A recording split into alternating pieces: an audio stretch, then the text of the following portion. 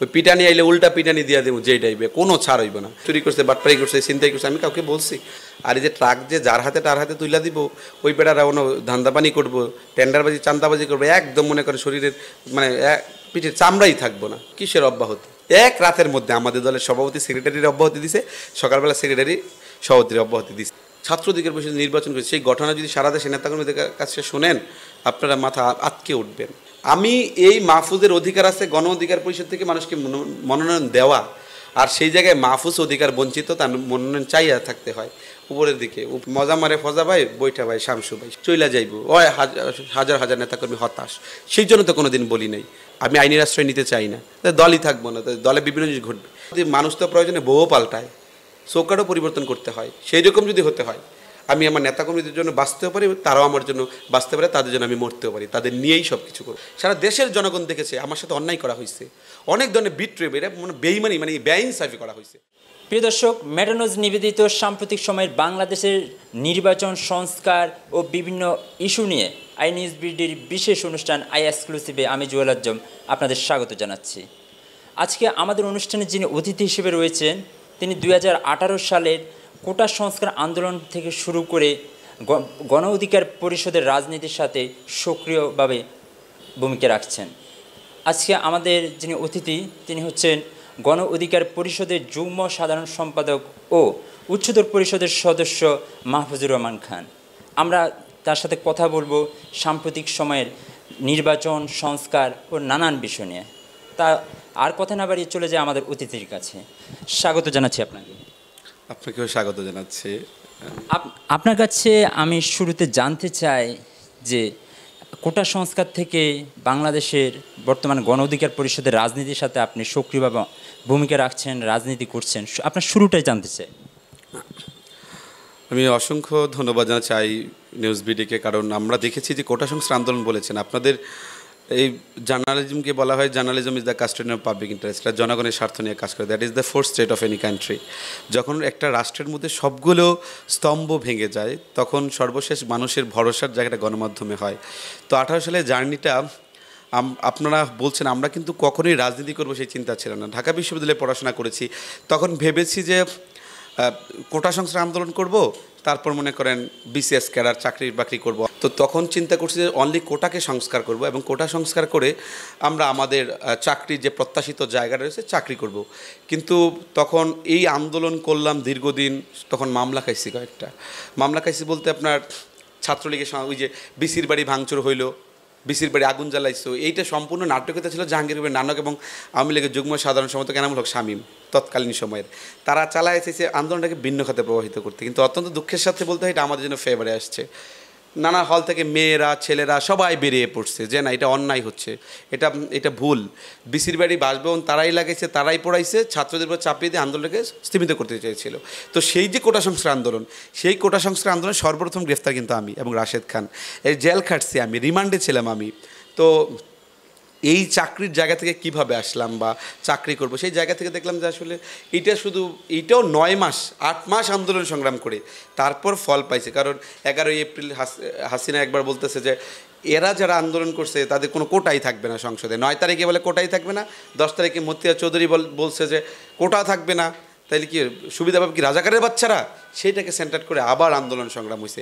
11 তারিখে মাননীয় প্রধানমন্ত্রী বলে কোটা থাকবে না, আবার পরবর্তীতে বলছে যে এটা, তখন মন্ত্রিপরিষদ সচিব ছিলেন শফিউল আলম সাহেব, তখন বলছে উনি সেটা ওনারা বিবেচনা ওনাদের মতো, মানে মুড সুইং এবং আপনার এই speech deliver sky versus land difference between 2 days, মানে 2 দিনের মধ্যে আকাশ পাতাল পার্থক্য কথা বলার। সেই থেকে আন্দোলন আবার বেগবান করি, তারপর এই আন্দোলন করি। তারপর আগে তো মাইর খাইছে, নির্যাতিত হয়েছি, এটা সবাই জানে, প্রচুর নির্যাতনের শিকার হয়েছে। পরবর্তীতে দেখলাম ওই যে লাস্টে ডাকসু আমাদের সেন্ট্রাল লাইব্রেরির সামনে বিপিনুল হক নূরকে পিটানো হলো ঢাকা বিশ্ববিদ্যালয় দিবসের আগের দিন, প্রেস ব্রিফিং করবো, সেখানে আমি ছিলাম, রাশেদ খান ছিল। সেখান থেকে আমরা রাতে ভাসানটেক থানা থেকে যেই লোকগুলো গ্রেফতার হয় 1 জুলাই ঢাকা বিশ্ববিদ্যালয় দিবস, আমি রাশেদ খান, এমনকি নির্মমভাবে গ্রেফতার, সারা দেশ উত্তাল। তারা চাইছে যে কীভাবে গ্রেফতার করা যায়, মানে তাদের উদ্দেশ্য ছিল যে এদের গ্রেফতার করে আন্দোলনটাকে দমানো। সেই সময় আমি গ্রেফতার হইলাম, যে রিমান্ডের কথা বললাম, জেল কাটলাম। রাশেদ ভাইকে বললাম তো আমি, যে ঝামেলা হলো যে আপনি বলেন আপনার সাথে জেল খাটছে, রিমান্ড খাটছে না, আমি কি নতুন আমি যোদ্ধা এই দলের যদি কো ফাউন্ডার কেউ থেকে থাকে, এই দল যদি কারো মালিকানা থাকে, কারো অংশীদারিত্ব থাকে, মাহফুজের অংশীদারিত্ব আছে। যদি ঢাকা বিশ্ববিদ্যালয় 5-7 জনের মধ্যে আমি ছিলাম একজন, হাতে নিয়ে শপথ করছি মরবো, তবু কোটা রিফরমেশন মুভমেন্ট থেকে পিছু হব না, কাউকে ছেড়ে যাব না। এখন দেখা যাচ্ছে এক একজনের এক এক চিন্তাধারা, রাজনীতিতে কাকে কি করবে প্লাস মাইনাস অনেক ফর্মুলা ইউজ করতে পারে। তো তখন আন্দোলন সংগ্রাম করছি। তারপরে এই রাজনীতি আসার মূল কারণটা হচ্ছে কি, একটা হচ্ছে কোটা রিফরমেশন, নিরাপদ সড়ক চাই আন্দোলন আমরা করছি, সব সহযোগী করছি, আমরা আন্দোলন সংগ্রাম করছি। আপনার তনু হত্যা হয়েছে, সেই প্রতিবাদ আমরা করছি। তারপরে আপনার আরও যে মুভমেন্টগুলো, আবরার ফাহাদ, আমার কিছু ছবি দেখাইছিলাম গত মিডিয়াতে, যে সেইখানে আমরা সবচেয়ে বেশি আন্দোলন করছি। অনেক ডয়েচে ভেলে সহ বিভিন্ন জায়গায় আমাদের নিউজ পত্রপত্রিকা কভারেজ দিছে। এমনকি ঢাকা বিশ্ববিদ্যালয়ে আবু বকর হত্যা, সেই প্রতিবাদও আমরা করছি। কৃষকরা ধানের দাম পায় না, সেই আন্দোলন করছি প্রেস ক্লাবের সামনে। প্রত্যেকটা আন্দোলনের সম্মুখ সারি থেকে নেতৃত্ব দিছি। তখন দেখলাম যে আসলে রাজনীতি পেশা হিসেবে কোনো দিন নেই তো, নেশা হয়ে গেছে। পেশা থাকলে অন্য দলে করতাম, গণ অধিকার পরিষদ করে পইরা থাকতাম না। এটা সন্তান তুল্য মনে হয় নিজের সংগঠন। সেই জায়গা থেকে 18 থেকে আজকের এই 25 পথ চলা, বিভিন্ন সময় বঞ্চিত হয়েছে, ঝামেলা হয়েছে। এই কোটা সংস্কার থেকে রাষ্ট্র সংস্কার আন্দোলনের এই রাজনীতিতে আসছে কেন, যদি মানুষ ভালোবাসেন, ন্যায়ের পক্ষে কথা বলি, অন্যের বিরুদ্ধে কথা বলি। তো এই যে ভালোবাসার একটা পুনর্জীবনী শক্তি, সেই শক্তি থেকে রাজনীতিতে আসা, এবং নিজের কাছে ভালো লাগে, কারোর জন্য একটু ভালো করতে পারলে, উপকার করতে পারলে নিজের কাছে মনে একটা আন্দোলিত হয়, মন বিমোহিত হয়। সেই জায়গা থেকে মানুষের কল্যাণ সাধনের জন্য রাজনীতি করা এবং মানুষের জন্য কাজ করা, সেই প্রয়াস থেকে রাজনীতি করা। ফ্যামিলি দিতে চাইনি, এখন ফ্যামিলি বলে দৈরাবেন্দ্র তোরা রাখতে পারি না, তুই তোর মতো কর। এই হচ্ছে 18 থেকে 24 কোটা সংস্কার থেকে রাষ্ট্র সংস্কার, এই হচ্ছে এখন বর্তমান গণ অধিকার পরিষদের এই রাজনৈতিক দলের নেতা। গণ অধিকার পরিষদ একটা ছাত্র সংগঠন থেকে শুরু করেছিল, এটা যে শুরুটা, সেক্ষেত্রে আপনার যে সম্পৃক্ততা বা আন্দোলন সংগ্রামে সক্রিয়ভাবে অংশগ্রহণ করা, সেই বিষয়টাই জানতে চাচ্ছি। 2018 সালে কোটা সংস্কার আন্দোলন হয়। 17ই ফেব্রুয়ারি আমরা একটা জমায়েত করি। তখন আপনার সময় টিভির মৌসুমী আপু ছিলেন সাংবাদিক, উনিও আমাদেরকে অনেক পিছন থেকে সাপোর্ট দিতেন। যেন গভর্নমেন্টের একটা জায়গা ছিল আওয়ামী লীগের, যে এদের নিউজ কভারেজ দেওয়া যাবে না। যখনই 8 এপ্রিল বাংলাদেশে নাইমা আসলো, তারপর থেকে মিডিয়া কভারেজ দেওয়া শুরু করেছে। সব বন্ধ হয়ে গেছে, লক্ষ লক্ষ পোলাপান, পুরা কাটাবন এরিয়া, সব জায়গা থেকে বিশাল বড় মিছিল। তখন থেকে মিডিয়াগুলো বাদ ভাঙা নিউজ করছে, এর আগে পারে নাই। সরকার একটা রেস্ট্রিক্ট ছিল যে এদের নিউজ কভারেজ দেওয়া যাবে না। তখন আমরা আন্দোলন সংগ্রাম করছি। আর এখন আপনি যেটা বলছেন যে কীভাবে সেই জায়গাটা, যখন প্রথম কমিটি হয়, টর্চ লাইট দিয়ে নেতা খুঁজে পায় নাই, কারণ কমিটি হইব তো শেষা খাইব। আর সেই সময়ে নূর প্রথম ছিল, তখন ছিল আমাদের আহ্বায়ক হাসান আল মামুন, তারপরে অবস্থান রাশেদ ভাইয়ের, তারপরে ফারুক হাসান, তারপরে বিপি নূর, তারপরে আমি, বিনিয়ামিন মোল্লা, ওই 5-7 জনের মধ্যে আমার অবস্থান ছিল। তখন আহ্বায়ক কমিটি, হাসান আল মামুন আহ্বায়ক, আমরা যুগ্ম আহ্বায়ক, সেই প্রথম সারি নেতৃত্ব আমরা দিয়ে আসছি। সেই যে ঢুকলাম, সেই যে কাজ করলাম, তার প্রথম যে বাংলাদেশ সাধারণ ছাত্র অধিকার সংরক্ষণ পরিষদ ছিল, অনেক নেতৃবৃন্দ ছিল, তারা এখন আমাদের সাথে নাই, তারা চলে গেছে, কেউ রাজনীতি বিমুখ হয়ে গেছে। আসলে পেটে খাইলে পিঠে হয়, অনেকে অর্থের কারণে বা পরিশ্রম করছে, চাকরিতে ঢুকে গেছে। আমরা কি চাকরি করতে পারতাম না? ঢাকা বিশ্ববিদ্যালয়ে পড়ি, মেধা মননশীলতা তো কিছু দিছে আল্লাহ। ক্যান্টনমেন্ট কলেজে পড়াইছি, 2 সেকশন মিলে এখন 300-400 পোলাপানের মধ্যে বন্ধু প্লেস করা স্টুডেন্ট। তো সেই মানুষ এসে এখন জড়ায় গেছে রাজনীতিতে। তো 18 সালে কোটা সংস্কার আন্দোলন বলেন, কতগুলো মুভমেন্টের কথা বললাম, প্রত্যেকটা মুভমেন্টের সম্মুখে থেকে নেতৃত্ব দিয়েছে। হয়তো মিডিয়াতে ওইভাবে ফেস করি নাই, যদি আমরা ফেস করি নাই, ওই যে বললাম যে রাশেদ খান আজকে বিপিনুল হক নূর মাহফুজের রক্ত দিয়ে তৈরি, শুধু সামনে গিয়ে বলি না যে কথা বলবো। আমাদের তো উদ্দেশ্য সেটা ছিল না, আমার নেতা হইতে হইব, কাউকে ছাপায়া যাইতে হইব। আমাদের উদ্দেশ্য ছিল কোটা সংস্কার করব, চাকরি বাকরি করব। যদি চিন্তা করতাম তাহলে তো নেতৃত্ব হওয়ার দ্বন্দ্বই করতাম, যে মিডিয়ায় আমার ফেস হইতে। আজকে তো আসছে বিভিন্ন কারণে। তো এই যে 17 থেকে এই 18 থেকে আজকে 24-25 পুরাটা স্ট্রাগলিং সিচুয়েশন গেছে। ফ্যামিলির বিরোধিতা করছি, রাজনীতি করছি তাদের জন্য।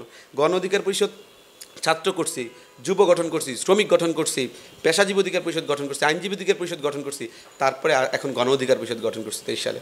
বিভিন্ন সময় জানেন থেকে নিয়ে তারা বঞ্চিত হয়, বিভিন্ন কিছু ঘটে, কিন্তু আমার অভিমান ছিল, রাগ ক্ষোভ ছিল না, ছাইরা কাউকে যায়নি, এখানেই ছিলাম। গণ অধিকার পরিষদে আমরা শুরু থেকে দেখেছি একটা বিষয়, সেটা হচ্ছে যে ভাঙনের যে একটা বিষয়, সেটা দেখেছি, কিংবা গণ অধিকার পরিষদের অনেক নেতা বিভিন্ন দলে চলে গিয়েছে, সেখানে নেতৃত্ব দিচ্ছে। এর কারণ কি হতে পারে? আসলে ভাঙ্গনের খালি বলবো যে এক হাতে তালি বাজে না, এটা আমাদেরও দোষ ত্রুটি ছিল। খালি ছোট ভাই ব্রাদাররা চলে গেছে, এই দল থেকে অনেকে গিয়ে তখন উপদেষ্টা পরিষদের দায়িত্ব পালন করতেছে না। তো এই দলে আমাদেরও তো কিছু ত্রুটি বিচ্ছুত ছিল, সেটা স্বীকার করতে, শিক্ষা গ্রহণ করতে হবে। আমরা তাদের মূল্যায়ন করতে ব্যর্থ হয়েছি। তাদের দাবি দেওয়া ছিল, চাওয়া ছিল। চাওয়া বলতে এরা তো আর টাকা পয়সা চায় না আমাদের কাছে, তারা বলছে যে এগুলো বৈষম্য, এটা করা যাবে না, এই সিস্টেমে চলা যাবে না, এই সিস্টেমে চলেন, পার্টি ভালো চলবে। আমরা হয়তো তোয়াক্কা করি নাই। আমার দুঃখের বিষয়, ওই দিন একটা ঝামেলার খবর আপনারা দেখেছেন, সেখানে বিভিন্ন উঠতো আমার অভিভাবক। সে যখন বলছে যে তোমার না, আমি বললাম যে মানি না, মানবো না, তখন তিনি বললেন যে তোমার মানান লাগবো না। তো আসলে কিন্তু অভিভাবকের কাছে এই ধরনের মন্তব্য পেলে তখন অনেক নেতারা আসলে ভালোবাসা চায়, বা এই দল করে কি টাকা পয়সা দিতে পারছি নেতৃবৃন্দদের, তাদের পরিবার চালাতে পারছি, ঘর সংসার চালাতে পারছি, ভালোবাসাটাও যদি দিতে ব্যর্থ হই তো কেন রাজনীতি করব? সম্মান না দিতে হলে কেন রাজনীতি করব? কেউ সম্মানের অভাবে, কেউ মনে করেন কারো পেটের দায়েও, কেউ সম্মানের অভাবে, কেউ উপযোগ্য মূল্যায়নের অভাবে, অনেকেই সংগঠন বিমুখ হয়ে দলের বিভিন্ন জায়গায় গেছে। এটা দু একটা ভাঙ্গনও হয়েছে। তারপরে আমরা স্ট্রংলি এই দলটাকে নিয়ে আগায় গেছি। এখন কি ঘটনা ঘটছে, যারা মনে করেন বিট্রে করে তাদের দাম বেশি, যারা মানে শয়তানি করবে তাদের দাম বেশি। গণ অধিকার পরিষদের সাইরা আমাদের ফারুক হাসান গেছে না, সকাল সন্ধ্যা 3 বেলা গাইলেইছে না, তারপর দলের প্রয়োজনে আমরা নিচ্ছি, আমরা ওয়েলকাম জানাই। তো আমার তো ফারুক হাসানের চেয়ে বেশি মূল্যায়ন থাকার কথা ছিল। আমি তো কোনো দল ছেড়ে যাই, আমি বিশ্বস্ত যোদ্ধা। এখন মনে করেন ব্যাপারটা হয়েছে, সুন্দর গরুটাকে যেমন গোয়ালের কুরবানি দেয়, সবচেয়ে বিশ্বস্ত ব্যক্তিদের কুরবানি দেওয়ার একটা প্রক্রিয়া বিভিন্ন রাজনৈতিক দল চলে। সেই জন্য তেগিরা বিমুখ হয়। ওই সুসময়ের বন্ধু আসে আবার ওইরা জায়গা, তেগিরা আর মুখ বুঝে সবসময় তো সব কিছু সহ্য করাও যায় না। একটা সময় মানুষ দেয়ালে পিঠ ঠেকলে রুখে দাঁড়ানোর চেষ্টা করে। তো আমি বলবো, এই যে দল ভাঙ্গন হয়েছে সেই দায় আমাদেরও নিতে হবে। খালি মানুষকে দোষ বা আমাদের দোষ ছিল না, আমাদের দোষ ছিল, সেই জন্য তো অনেকে চলে গেছে। আমরা কি, সুতরাং সেই জায়গা থেকে শিক্ষা গ্রহণ করতে হবে। ভবিষ্যতে এখন গণ অধিকার পরিষদ সারা দেশের আশাকাঙ্ক্ষার একটা জায়গা হয়ে গেছে। এই জায়গায় নতুন করে ওদেরকে আবার ভাঙ্গনের সুর, ত্যাগী নেতাদেরকে বঞ্চিত করার যে জায়গাগুলো, এগুলো যাচাই বাছাই করে আমাদের তাদেরকে পুনর্মূল্যায়ন করতে হবে। গণ অধিকার পরিষদের কিছুদিন আগে আমরা দেখলাম যে তারা সম্ভাব্য কিছু আসন ঘোষণা করেছে। সেক্ষেত্রে আপনার যে আসনটা ছিল সেখানে অন্য একজনকে দেওয়া হয়েছে। ঠিক এখানে কী কারণে সেটাকে কেন্দ্র করে আমরা দেখলাম যে সেখানে আপনার দিক থেকে একটা প্রতিক্রিয়া ছিল এবং যারা গণ অধিকার পরিষদের নেতৃত্বে আছে ওনাদের থেকেও একটা প্রতিক্রিয়া ছিল। এর কারণ কী হতে পারে? কারণ বলতে আমি তো কারণ জানি। ইনস্ট্যান্টলি সেখানে প্রেস ব্রিফিং করলো যে আজ যেসব আসনে সমস্যা, যেসব আসনে প্রবলেম, সেই সব আসনে তারা প্রার্থীতা ঘোষণা করে নাই বা করবে না। কিন্তু আমার আসন, আমি একটা দলের ইতিহাসটা আপনাকে বললাম, কোন জায়গা থেকে কই পর্যন্ত আসে। আমি 11টা মামলা খাইছি, কি আমার বাপদাদার পৈতৃক সম্পত্তি নিয়ে মামলা খাইছি, না আমি আরেকজনকে গিয়ে মারছি, না পিটাইছি, মুক্তিযুদ্ধ মঞ্চের মানুষের পিটাইছি, ছাত্রলীগদের পিটাইতে গেছি, তারা হামলা করছে, আমরা এই হামলার প্রতিবাদ করছে, প্রতিরোধ গড়ে তুলছি। তা আমি কি আমার স্বার্থে কোনো দিন কাজ করছি? আমার স্বার্থে গিয়ে আমি কি কোনো কিছু করলাম? তাহলে কেন আমার বিরুদ্ধে এতগুলো মামলা? রাশেদ সাহেবকে তখন বললাম যে আমি কি আপনার সাথে জেল খাটি নাই? তো আপনার সাথে নতুন জেল খাটছি বড়, এতগুলো মামলা কি আমার হয় নাই? আমি, হ্যাঁ তুমি ত্যাগী নেতা ভাই, মনে করেন ওই মুখ দিয়ে আপনি বললেন, আবার পিছন দিয়ে আমাকে মনে করেন আপনি মাইনাস ফর্মুলার মধ্যে দিয়ে রাখলেন। তো সেই ধরনের সমস্যা সমাধান তো কিছু না। এখন ওই দিন যে ঘটনাটা ঘটছে, এই যে আমরা সবসময় বলছি গঠনতন্ত্র অনুযায়ী দলকে পরিচালনা করতে হবে। একটা দলের তো নিয়ম শৃঙ্খলা আছে, গঠনতন্ত্র আছে। নমিনেশন বোর্ড গঠন করা নাই, কিচ্ছু নাই। কনস্টিটিউশনাল রুলস হচ্ছে উচ্চতর পরিষদের সদস্যদের সমন্বয়ে নমিনেশন বোর্ড গঠন করতে হবে। ওই নমিনেশন বোর্ড উচ্চতর পরিষদই নমিনেশন মনোনয়ন দেওয়ার জন্য সর্বোচ্চ ক্ষমতা এখন ইমপ্লিমেন্টেশন করবে। নমিনেশন বোর্ড হয় না, কিচ্ছু হয় না। মন গড়া মনে করেন 36টা জায়গায় প্রার্থী ঘোষণা করছে, তার মধ্যে 26 জেলায় 26 আসনে না, তখন বিধে কোনো মতামত নেওয়া হয়নি। ওরা আড়ালে মনে করেন, আমি তো মিডিয়াতে 2-4টা কথা বলতে পারতেছি, ওরা আড়ালে আবডালে কান্দাকাটি করে যে কী করলো, তা আমাদের কথা বলার সুযোগটা পর্যন্ত দিল না। দৈরাই নিয়ে প্রার্থী দিচ্ছে, হয়তো 2-4 পয়সা দিচ্ছে আছে দল চলার লেগে, ওরে প্রার্থী দিছে, ওর জন্য কাজ করব। দলের ক্ষতি, দেশের ক্ষতি, দলকে দিয়ে দেশ স্বপ্ন দেখতেছে। এখন দলও তো ক্ষতিগ্রস্তের মধ্যে পড়ছে। এখন সেই জায়গায় তো আমার কথা, আমার গাজীপুর 2 আসনে আমি প্রার্থিতা চাই না। আমি সকল ত্যাগী নেতারা দেখবে যে ত্যাগী নেতাদের মূল্যায়ন করেছে, তারা আশাহত হয়েছে, তারা আবার আশায় বুক বাঁধবে, গণ অধিকার পরিষদে রাজনীতি করবে। অনেক নেতারা মুখিয়ে আছে যে খালি দল থেকে সুইং করবে। কেন করবে? তারা অভিভাবক খুঁজে পাচ্ছে না। কারণ আমি একটা দলে রাজনীতি করব, আমার সাথে কে যাচ্ছে, কারা যাচ্ছে, কাকে সাথে পাবো, তারা তো সেই নেতা চায় যেই নেতা কর্মীরা ছেড়ে যাইব না। কর্মী আবার নেতা সেরকম কর্মী চাই, কর্মীরা ছেড়ে যাবে না, কর্মী সেই নেতা চাই, নেতারা তাদের ভালোবাসবে, আস্থার একটা জায়গা চাই। সেই আস্থা নষ্ট হয়ে গেলে তো সেরকম হবে না। তো এই যে ওই দিনকার ঘটনা, এত ত্যাগতে দীক্ষার পরে যেই শ্রমিক নেতাকে আমি নিয়ে আসছি, গার্মেন্টসে চাকরি করতো, তাকে নিয়ে আসার পরে ওই আমি বলতে চাই এডুকেশনাল কোয়ালিটি 5 পাসও করছে কিনা সন্দেহের জায়গা, তাকে আপনারা সে দল ছেড়ে চলে যাইব দিয়ে তারা মূল্যায়ন করছেন। সে প্রার্থী না দিলে চলে যাইব, সে দলে থাকবেন। আগেও কয়েকবার যে এত ভাঙ্গনের সুরের মধ্যে সাইলেন্ট ছিল, বিভিন্ন কোন জায়গায় দৌড় মারবে, কোন জায়গায় ঢুকবে, কোন জায়গায় যাবে। তো এই ধরনের চিন্তা ছিল, তাকে আপনারা রাখার জন্য মাহফুজের মতো তেগি নেতাকে আপনারা বলে দিলেন। তো এটা তো আমরা মানবো না, তেগি নেতারা মানবে না। এখন তো সারা দেশে খুবই ফেটে পড়তেছে, আমার বিরুদ্ধে পোস্ট দিলে তাদের মনে করেন কমেন্ট সেকশন অফ করে রাখতে হয়। তো মানুষ তো খুব বিক্ষুব্ধ, সারা দেশের জনগণ দেখেছে আমার সাথে অন্যায় করা হয়েছে, অনেক ধরনের বিট্রেপ, এটা মানে বেইমানি, মানে বেআইনসাফি করা হয়েছে।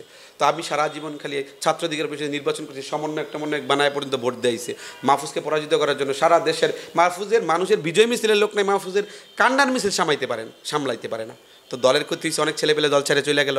এখন ঘটনা ঘটছে, মানুষ স্বপ্ন দেখতেছে কী করবে মাহফুজের, মানে বউকে মেরে ঝিকে শিখানো, মাহফুজকেই সাইজ করে দিয়েছে, তা আমি আর কেরা তেগি নেতা। এই শিক্ষা তৃণমূলে এই ধরনের জায়গা তৈরি করা যাবে না, এতে তৃণমূল বিক্ষুব্ধ হচ্ছে।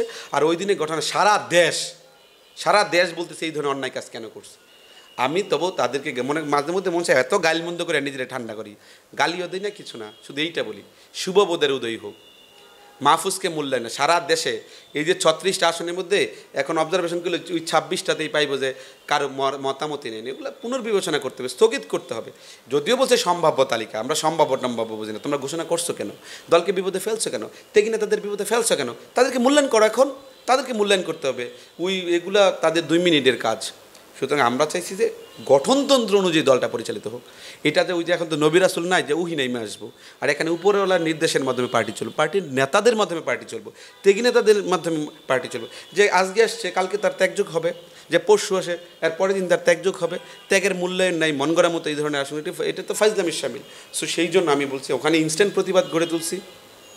রাশেদ ভাইরা তো অস্বীকার করার সুযোগ পাইনি, একসাথে রাজনীতি করছি, বিপিনুর ব্যাচমেট একসাথে রাজনীতি করে আসছি। তো এখানে এই দলের ফাউন্ডার তারা থাকলে আমার, আর যারা বলে যে এই দল যদি কারো পৈতৃক সম্পত্তি থাকে ওয়েলকাম, আপনি যদি মনে করেন এই দল আমার, আপনি মালিক, তা আমি কর্মচারী ছিলাম, আমার পাওনা আমারে বুঝাই দেন, আমার 11 মামলার হিসাব দেন, আমার এই যে এতবার নির্যাতিত হইলাম, পিঠগুলো আইনজা গেছে মাইর খাইতে খাইতে, বিপিনুল হক মৎস্যবনে আন্দোলন করছি, দাঙ্গা পুলিশগুলো মনে করেন কুকুরের মতো পিটাইছে আমাদের, তারপরে বিন্দুমাত্র ছুটে যাই নাই, মানে বেড়া দিছে। আমি বিনে আমিন মোল্লা ছাত্র অধিকার পরিষদ এখনও আছে, পিঠের দাগগুলো এখনও শুকায় নাই, এখনও দাগগুলো যায় নাই।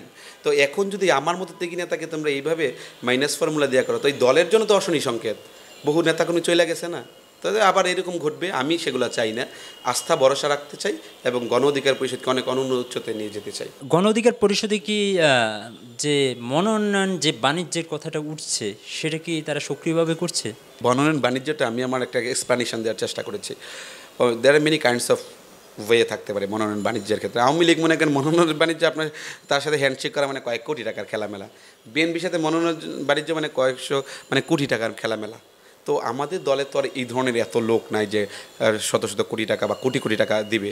এখন আমরা ছোট দল, মোটামুটি বাংলাদেশের আন্দোলন সংগ্রামে বাংলাদেশে ওই বৃহত্তর পজিশনে আমরা আন্দোলন করেছি, ফ্যাসিবাদের বিরুদ্ধে কথা বলেছি, ফ্যাসিবাদের বিরুদ্ধে কথা বলিতে আজকে এত মামলার শিকার হয়েছি।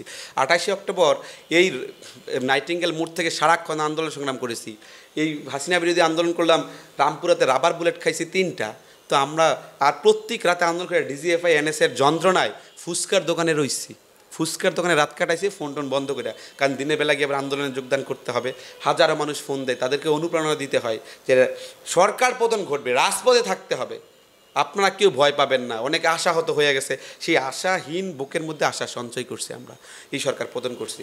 তো এই যে এখন যে বিষয়টা আপনি বললেন যে এখন এই যে এই ধরনের ঘটনাগুলো ঘটছে, মনোনয়ন বাণিজ্য বলছি যে এটা হচ্ছে আপনার এক প্রকার ডোনেশন ভিত্তিক মনোনয়ন বাণিজ্য।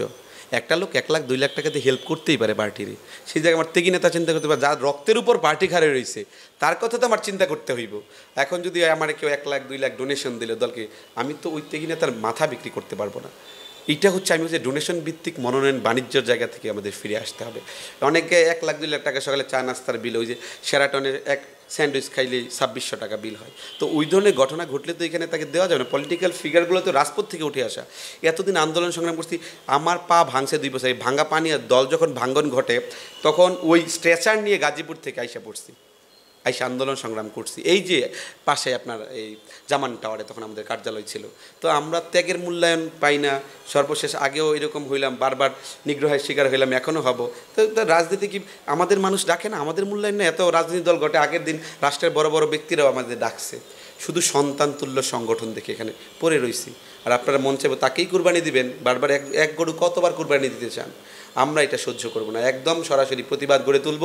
এবং এখনও সহনশীল পর্যায়ে প্রতিবাদের জায়গাটা রয়েছে, যদি অসহনশীল আমরা হব না। আমরা মনে করি তাদের শুভবোধের উদয় হবে, সঠিক জাস্টিফিকেশন হবে। গাজীপুর 2 আমাকে দিয়ে না, এই যে নেতৃবৃন্দরা বিক্ষোভ করতেছে, আমি এটা কি কেন ভাই?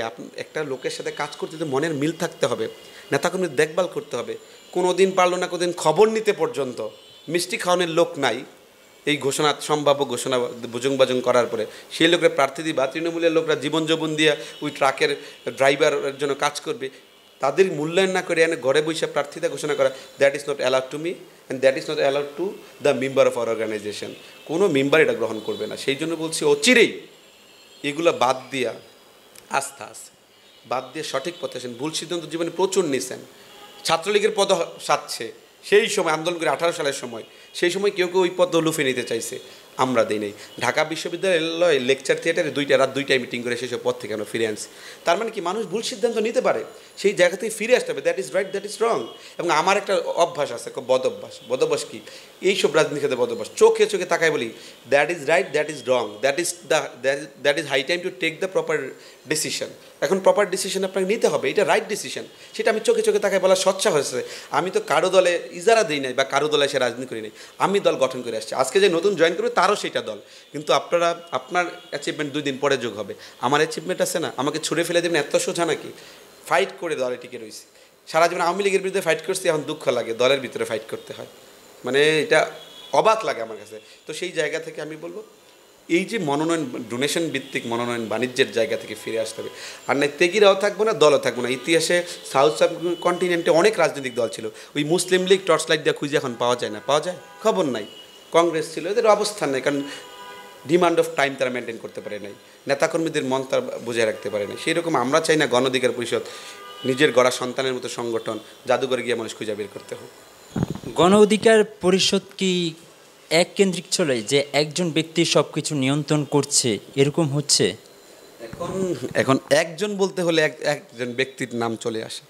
এখানে কতিপয় ব্যক্তি একটা দৌরত্বের জায়গা তো আসছে। দেখা যায় আমরা যখন আন্দোলন সংগ্রাম করছি, এখানে আমরা তো সর্বপ্রথম এত মানুষ ছিল না, ওই 5-7 জনের নেতৃত্ব এখানে দিছি, বা 15 জন 20 জন। আমাদের দেখা যায় এখন যারা কেন্দ্রীয় কমিটিতে আছেন বা আপনারাও চিনেন গণমাধ্যমে, এইসব নেতৃবৃন্দরা বিভিন্ন কলেজ বিশ্ববিদ্যালয়ের আহ্বায়ক ছিল। পরে আমরা তখন ঘোষণা দিছিলাম যে যারা যারা ওই বিপদ সময় বিভিন্ন কলেজ বিশ্ববিদ্যালয়ের আহ্বায়ক ছিল তাদেরকে কেন্দ্রীয় কমিটির যুগ্ম আহ্বায়ক পদমর্যাদা দেওয়া হবে ছাত্র অধিকার পরিষদের। তখন সেই জন্য তারা এখানে ছাত্র অধিকার পরিষদের নেতৃত্ব সেন্টার থেকে আমরা নেতৃত্ব দিছি, তারপরে দাদা গণ অধিকার পরিষদের নেতৃত্ব হয়েছে। তো এই যে একটা ব্যাপার আপনি এখানে যে ঘটছে, এক কেন্দ্রিক ব্যাপার, কিছু কিছু সময় তো আমরা সেটাই মানে একদমই ছোট পরিসরে, মানে ঘরের ভিতরে ঘর, মশারির ভিতরে আবার মশারি থাকে, সেই রকমভাবে পরিচালিত হচ্ছে বিভিন্ন সময়, যার জন্য নেতাকর্মী সবসময় বিক্ষুব্ধ হয়েছে। তো আমি বলবো এক কেন্দ্রিক না, আমাদের সাংগঠনিক সিস্টেম রয়েছে, সাংগঠনিক সিস্টেমকে যদি ইমপ্লিমেন্টেশন করা যায়, এই দল আরও গণতান্ত্রিক এবং আরও সমগ্র জায়গায় ছড়িয়ে পড়বে। এক কেন্দ্রিক বলবো না, কিন্তু খুবই ছোট পরিসর চিন্তার জায়গা থেকে করছে। ভাই একটা দলের ডিসিশন মেকার কারা? তো higher authority, higher council member, তো তাদের নিয়ে হায়ার কাউন্সিল মেম্বার কেন হয়? বিএনপি স্ট্যান্ডিং কমিটি মেম্বার, স্থায়ী কমিটির সদস্য কেন হয়েছে? এত বড় নির্বাহী কমিটি নিয়ে সবসময় আলোচনা করা যায় না। স্ট্যান্ডিং কমিটির মেম্বার একটা ছোট বোর্ড, তাদের নিয়ে যে কোনো সময় ইনস্ট্যান্ট বসা যায়। আমাদেরও তো ছোট বোর্ড, কই তোমরা তো বসে কোনো সিদ্ধান্ত নিলে না? এটা তো আমার সাথে বৈষম্য করা হয়েছে। তোমরা এই ধরনের বৈষম্যের জন্য আজকে আমাদের প্রতিবাদ। সো আমি বলবো ওই ছোট পরিসর থেকে বেরিয়ে আসতে হবে।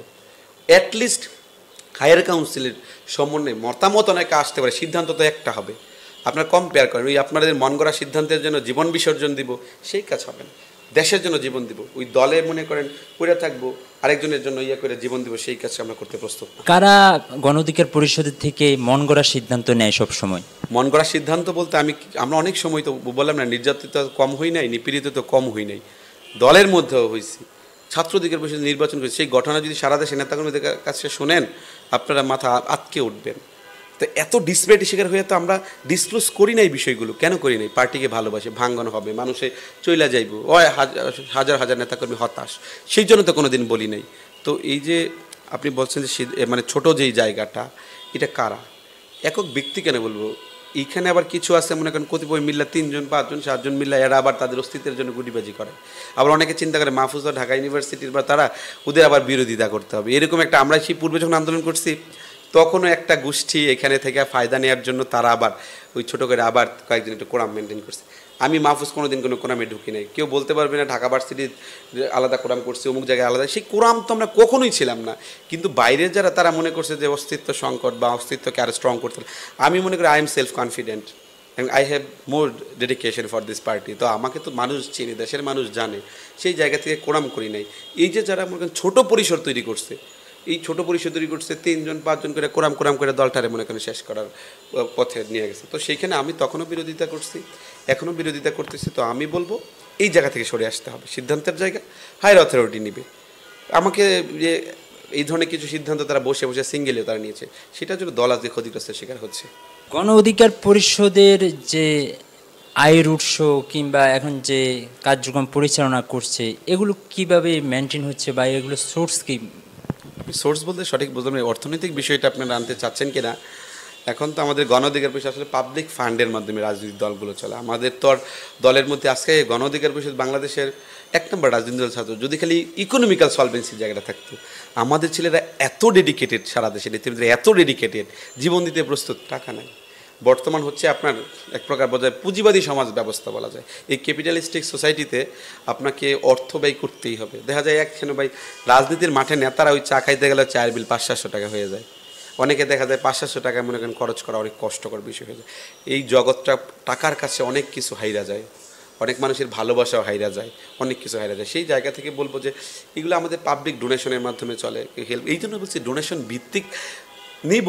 আমি চেয়ারটা আমাকে কিনে দিল, ওই চেয়ারে বসে কি আমি তার কথা বলবো? আমার দেশের কথা বলতে হবে, জনগণের কথা বলতে হবে। যেই বলবো যে আমার চেয়ারে বসে আমার কথা বলবা, not allowed to this chair, এই চেয়ার আমার দরকার নেই। তো আমি তো দেশের জন্য কাজ করতে চাই, আমি মাটিতে বসে কথা বলবো। তো এই জায়গায় দল পার্টির ডোনেশন, মানুষের ডোনেশনে চলে বা হেল্প করে। আমাদের প্রবাসী অধিকার পরিষদ তারা হেল্প করে। আমাদের দলের নেতৃবৃন্দরা দেখা যায় আপনার 200-250 মেম্বার, তারা 1000 করে দিলেও তো 2 লাখ 2.5 লাখ টাকা কার্যালয় সহ সামগ্রিক কর্মকাণ্ড চলে। আবার এরা চাঁদা রেগুলারই দিচ্ছে।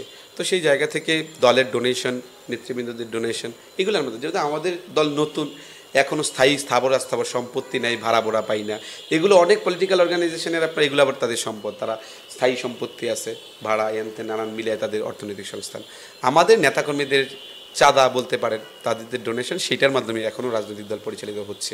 আপনাকে গণ অধিকার পরিষদ থেকে অব্যাহতি দেওয়া হলো, এই বিষয়টা আপনি কিভাবে দেখছেন? বা দীর্ঘ সময় থেকে এই দলের সাথে রাজনীতিতে সক্রিয়ভাবে অংশগ্রহণ করছেন, এটা তো আপনি বৈষম্য হিসেবে দেখছেন, দেখলেও এটার সমাধান কি? সমাধান বলতে হলে যে ঘরের মধ্যে আগুন লাগাইছে তাদেরই ঘরে এসে আগুন নিবাইতে হবে, ফাইনাল কথা। আমি বিন্দুমাত্র বিচলিত না। এটা কি নতুন নাকি অব্যাহতির ঘটনা? কিসের অব্যাহতি? কনস্টিটিউশনাল রুলস আছে, হায়ার অথরিটি বসে একজনকে কীভাবে অব্যাহতি দিতে হবে আমি রিড করতে পারি। আমি আইনের আশ্রয় নিতে চাই না, দলই থাকবো না, দলে বিভিন্ন জিনিস ঘটবে। এই যে এখন ঘটনা ঘটছে, মানে আপনি বৈশা ঘরের মধ্যে গিয়ে আপনি অব্যাহতি দিলেন, এটা কি অ্যাকসেপ্টেবল? এটা কি কোনো সিস্টেমের মধ্যে পড়ে? এই অব্যাহতি থেকে বিন্দুমাত্র বিচলিত না থাকার কারণ হয়েছে অব্যাহতি খেলা বহুত দেখছি। এক রাতের মধ্যে আমাদের দলের সভাপতি সেক্রেটারির অব্যাহতি দিছে, সকালবেলা সেক্রেটারি সভাপতির অব্যাহতি দিচ্ছে। মানে এগুলা প্রথম আলো সব বিভিন্ন গণমাধ্যম আসছে। এই যে ভাইরা আপনাদের আই নিউজ, আপনারা অনেক নিউজ কভার করছেন। তো এই ধরনের অব্যাহতি নাটক তো বহুত দেখছি। তো এটা দেখে বিচলিত আর কি আছে? এটা সম্পূর্ণ অসাংগঠনিক সিস্টেম। অসাংগঠনিক সিস্টেমকে আমরা মোবিলাইজ করতে পারি না, আমরা প্যাট্রোনাইজ করতে পারি না। সো এটা থেকে ফিরে আসতে হবে। আপনি অসাংগঠনিক সিস্টেম যেভাবে করছেন সেইভাবেই ফিরে আনেন আপনার মতো। এটা নিয়ে আমি খুব বেশি চিন্তিত না। এটা সম্পূর্ণ অসাংগঠনিক সিস্টেম, এটা কোনো অব্যাহতিই হইল না। এই অব্যাহতি যদি হয়, বা এটা তো প্রাইভেট চাকরিও তো এর থেকে বালা। 7 বছর 10 বছর আপনি আন্দোলন সংগ্রাম করছেন, এখন মন চাইলে আপনার প্রাইভেট চাকরি যাইতেও তো সময় লাগে। এক কথায় বোঝা যায় যে দলের পর্যায়ে সময় লাগে না। এত সোজা নাকি রাজনীতি করে এত জীবন শ্রম দিছি। আমিও কি আবার অব্যাহতি নুর ইসলাম মহারাজনের কাছে আমার এখতিয়ার আছে? সুতরাং আমার সাংগঠনিক সিস্টেমকে ফলো করতে হবে। সম্পূর্ণটি ভ্রান্ত এবং বিভ্রান্তকর। তারা দিয়ে বলে যে আমরা তাকে ঠান্ডা রাখতে চাইছি। আমি তো সবসময় ঠান্ডা, এখনও তো পাগলামি করে বলি নাই কেউ চুরি করছে, বাটপাড়ি করছে, ছিনতাই করছে। আমি কাউকে বলছি না, দলের বিরুদ্ধে বলছি।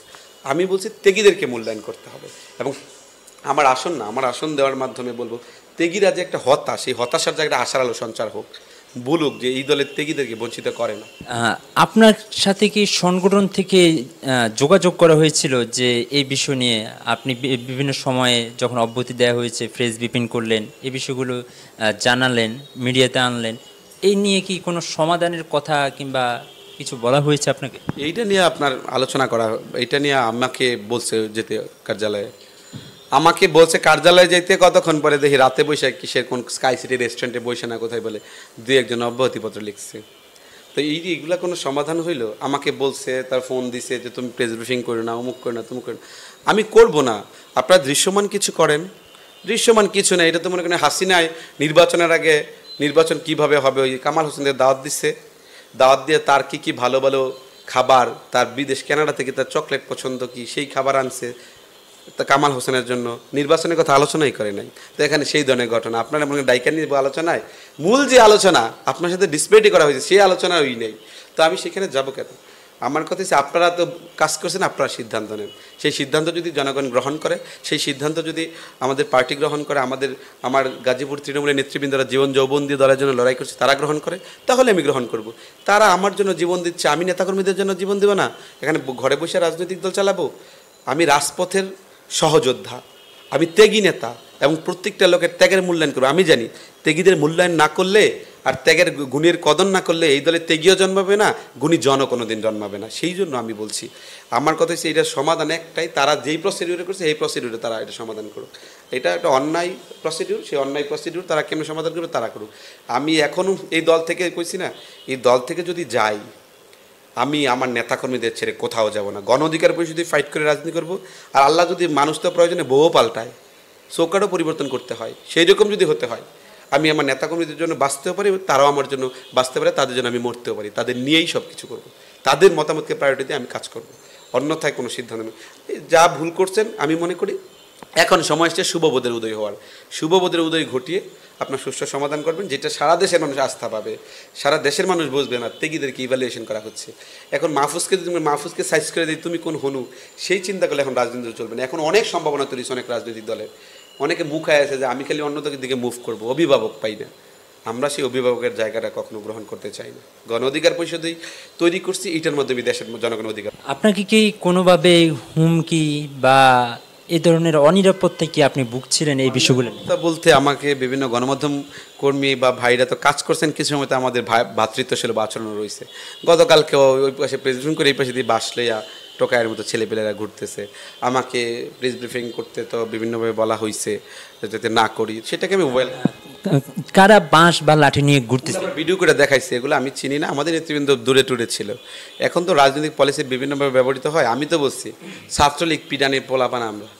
এখন সহজ সরল দেখে দিয়ে সবসময় খালি সহজ সরল ছিলাম, গরল ভূমিকা পালন করছি না। এই হাসিনার বিরুদ্ধে লড়াই করি নাই। ওই পিটানি আইলে উল্টা পিটানি দিয়া দেবো যেই টাইপে, কোনো ছাড় হইব না।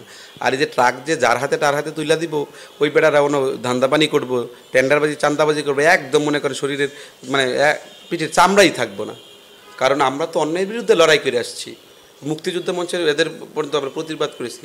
মারবো, এখানেই থাকবো, লড়বো না, দেখবো কত মারতে পারে, কারা কোন ধরনের ষড়যন্ত্র করতে পারে। যদিও পরিস্থিতি একটু বিদঘুটে, আমার বিরুদ্ধে কতিপয় নেতৃবৃন্দ খেপা, অধিকাংশ নেতৃবৃন্দ আমার পক্ষে খেপা হচ্ছে। তারা সিদ্ধান্ত দিতে কেন মানলাম না, মানবো কেন, মানার মতো কাজ করো। আমি এই মাহফুজের অধিকার আছে গণ অধিকার পরিষদ থেকে মানুষকে মনোনয়ন দেওয়া, আর সেই জায়গায় মাহফুজ অধিকার বঞ্চিত, তার মনোনয়ন চাইয়া থাকতে হয় উপরের দিকে, উপরওয়ালাদের দিকে। তো এটা কোনো রাজনৈতিক সংগঠনের মধ্যে রুলসের মধ্যে পড়ে? হায়ার অথরিটি বানাইছেন, হায়ার অথরিটির আসন নিয়ে দেন হচ্ছে মনে করেন জগামগা ঠগাড়ে, তাহলে কি হবে নাকি? এখন কাহিনী হয়েছে সেই রকম, মানে মজা মারে ফজা ভাই, বৈঠা ভাই শামসু ভাই, সেই অবস্থা। মানে আমরা বৈঠা ভাইয়া যাবো, ওই মজা ফজার আইনা তুমি মজা তুলে দিবা, সেই ধরনের কর্মকাণ্ড আমরা বিন্দুমাত্র বরদাস্ত করবো না। আমরা প্রতিবাদ গড়ে তুলবো, এবং প্রতিবাদের মাধ্যমে সুষ্ঠু প্রক্রিয়া শৃঙ্খলার মাধ্যমে আমরা অধিকার বাস্তবায়ন করব। আমি অধিকার চাই, ত্যাগী নেতাদের, খালি আমার অধিকার নিয়ে আমি কথা বলি না, কাজও করি না। জি, ধন্যবাদ মাহমুদুর রহমান আমাদেরকে আই এক্সক্লুসিভ অনুষ্ঠানে সময় দেওয়ার জন্য। আপনাকে অসংখ্য ধন্যবাদ। আপনাদের মাধ্যমে আমরা সেই কোটা সংস্কার আন্দোলন থেকে আপনাদের সাপোর্ট পাইছি।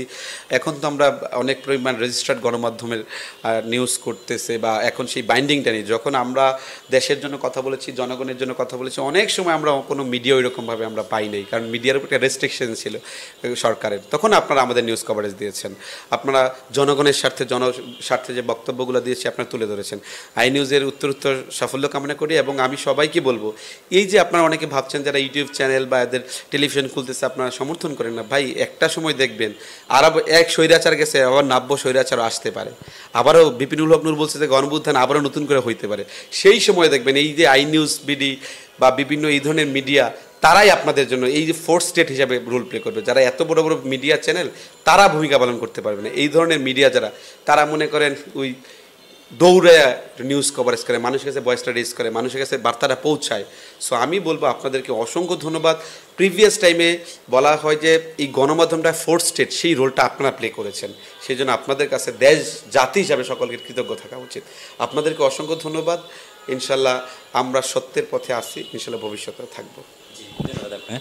প্রিয় দর্শক, কথা বলছিলাম আই নিউজ বিডির বিশেষ অনুষ্ঠান আই এক্সক্লুসিভ অনুষ্ঠানে আমাদের অতিথির সঙ্গে। বর্তমান সময়ের যে রাজনীতি, নির্বাচন, সংস্কৃতি এবং নানাবিধ ইস্যু নিয়ে কথা হচ্ছিল গণ অধিকার পরিষদের যুগ্ম সাধারণ সম্পাদক ও উচ্চতর পরিষদের সদস্য মাহফুজুর রহমান খানের সাথে। এতক্ষণ আমাদের সঙ্গে পুরো অনুষ্ঠান জুড়ে থাকার জন্য আপনাদের সবাইকে অসংখ্য ধন্যবাদ জানাচ্ছি।